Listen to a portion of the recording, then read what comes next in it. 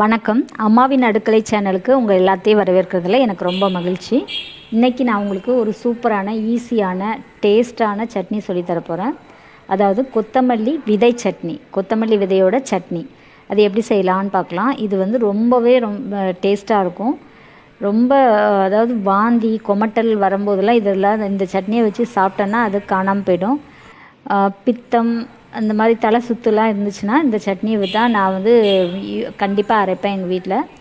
சூடான இட்லி, தோசை, அதுக்கப்புறம் கஞ்சி அந்த கஞ்சிக்கெலாம் இதை தொட்டு நாக்கில் வச்சுட்டு சாப்பிட்டோன்னா எவ்வளோ தான் சாப்பிட்னாலும் சாப்பிட்டுக்கலாம். அந்தளவுக்கு இது வந்து சூப்பராக இருக்கும். இதை நான் வந்து எப்படி செய்யலான்னு உங்களுக்கு சொல்லித்தர போகிறேன். இந்த சட்னி எனக்கு யார் சொல்லி கொடுத்தாங்கன்னா எங்கள் பாட்டி சொல்லி கொடுத்தாங்க. நான் கன்சீவாக இருக்கும்போது அப்போ வாமிட் வரும்போது இந்த சட்னியை அடிக்கடி நான் செஞ்சு சாப்பிடுவேன். எனக்கு வந்து அந்த தலை சுற்று வாமிட்டு கொஞ்சம் குறைஞ்சி சாப்பிட முடியும். மற்றபடி நார்மலாக யார் வேணாலும் இதை செஞ்சு சாப்பிட்லாம். நீங்கள் ஒரு 4 இட்லி சாப்பிட்றவங்க கூட 2 இட்லி வாங்கி சாப்பிடுவீங்க. அந்தளவுக்கு ரொம்ப டேஸ்ட்டாக இருக்கும். எப்படி செய்யலான்னு பார்க்கலாம். இதுக்கு வந்து கொத்தமல்லி விதை இது வந்து ஒரு 4 டீஸ்பூன் எடுத்துக்கோங்க. அதுக்கப்புறம் மிளகாய் காரத்தக்கன எடுத்துக்கோங்க. நான் ஒரு 5 மிளகாய் எடுத்துருக்கேன்னா நீங்கள் உங்களுக்கு காரம் எவ்வளோ பிடிக்குமோ அவ்வளோ எடுத்துக்கோங்க. அதுக்கப்புறம் பூண்டு, தேங்காய் வந்து ஒரு 2 பத்தை, அதாவது 2 துண்டு எடுத்துக்கோங்க. அதாவது ஒரு அரை முறியில் பாதி தேங்காய் எடுத்துக்கோங்க. அதுக்கப்புறம் புளி கொஞ்சோண்டு புளி எடுத்துக்கோங்க. இப்போ நம்ம எல்லாத்தையும் வாணலியில் போட்டு இதை வதக்க போகிறோம். முதல்ல சட்டியை காய வச்சுட்டு எண்ணெய் ஊற்றுறேன். எண்ணெய் 1/2 ஸ்பூன் ஊற்றுறேன். எண்ணெய் காஞ்ச உடனே தேங்காய் போடணும். தேங்காய் வந்து இதில் தேங்காய் சேர்க்கறதுனால அது உடம்புக்கு நல்லது. தேங்காய் வந்து வயிற்று புண்ணு, வாயில் புண்ணுலாம் இருந்துச்சுன்னா ஆறிடும். தேங்காய் வந்து கொலஸ்ட்ரால் அப்படிங்கிறதுலாம் இல்லை. தேங்காய் வந்து ரொம்பவே சத்தானது. அதனால் தேங்காய் சேர்த்து சட்னி சாப்பிட்றதுனால ஒன்றும் கொலஸ்ட்ரால் அதிகமாக போகிறது கிடையாது. இப்போ கொத்தமல்லி சேர்க்குறேன். கொத்தமல்லி விதை வந்து நல்ல பித்தத்தை தணிக்கும். அதனால் நம்ம இந்த மாதிரி சட்னி அடிக்கடி சாப்பிட்டா பித்தத்தினால் ஏற்படுற அந்த வியாதிகள்லாம் நம்ம தடுக்கலாம். கொத்தமல்லி கொஞ்சம் வதங்கணும், கருகாமல் பார்த்துக்கோங்க. கொத்தமல்லி நல்லா வதங்கணும். தேங்காய் கொத்தமல்லி 2 சேர்த்து கொஞ்சம் வதங்கினோடனே மிளகாய் சேர்க்கணும்.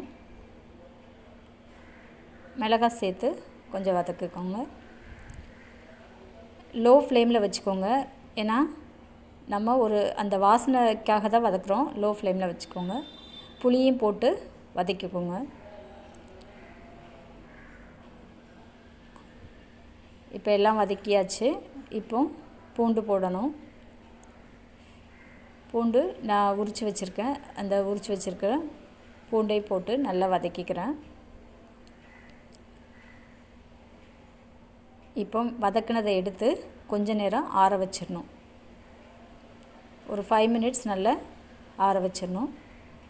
ஆற வச்சுட்டு மிக்சியில் போட்டு நல்லா ஃபைன் பேஸ்ட்டாக அரைக்கணும். உப்பு நீங்கள் தேவையான அளவு சேர்த்துக்கோங்க. கொத்தமல்லி விதை அரைகிறதுக்கு கொஞ்சம் நேரம் பிடிக்கும். அதனால் நீங்கள் கொஞ்சம் கொஞ்சமாக தண்ணி ஊற்றி அரைங்க. மொத்தமாக முதல்ல தண்ணி ஊற்றிடாதீங்க. இந்த மாதிரி நல்ல ஃபைன் பேஸ்ட்டாக அரைச்சி ஒரு பாத்திரத்தில் எடுத்து வச்சுக்கோங்க. இதை வந்து அப்படியே தாளிக்கக்கூடாது, தாளித்து கொட்டணும். இப்போ எப்படி தாளிக்கலான்னு பார்க்கலாம். கொஞ்சம் எண்ணெய் ஊற்றிட்டு கடுகு, காஞ்ச மிளகாய் கிள்ளி வச்சுக்கோங்க. அதில் கடுகு போட்டு கடுகு வெடித்தோடனே காஞ்ச மிளகாய் போடணும். சின்ன வெங்காயம்லாம் போட வேண்டாம் தாளிக்கிறதுக்கு. கடுகு, காஞ்ச மிளகாய். கடுகு பாருங்கள் நல்லா வெடிக்க ஆரம்பிச்சிச்சு. இப்போ காஞ்ச மிளகாய் போட்டுக்கலாம். சும்மா ஒரு 2 காஞ்ச மிளகாய் எடுத்து கிள்ளி போட்டுக்கோங்க.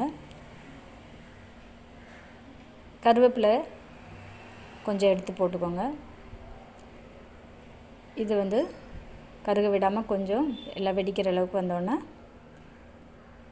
ஸ்டவ் ஆஃப் பண்ணிவிடுங்க.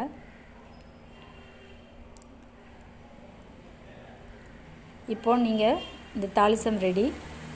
இதை வந்து அரைச்சி வச்சுருக்க இந்த கொத்தமல்லி சட்னியில் கொட்டி கலந்துக்கோங்க. சூப்பராக இருக்கும். இது நீங்கள் செய்யும் போதே அதனோட வாசனை வந்து உங்களுக்கு ரொம்பவே அப்படைசிங்காக இருக்கும். டேஸ்ட்டு செமையாக இருக்கும்.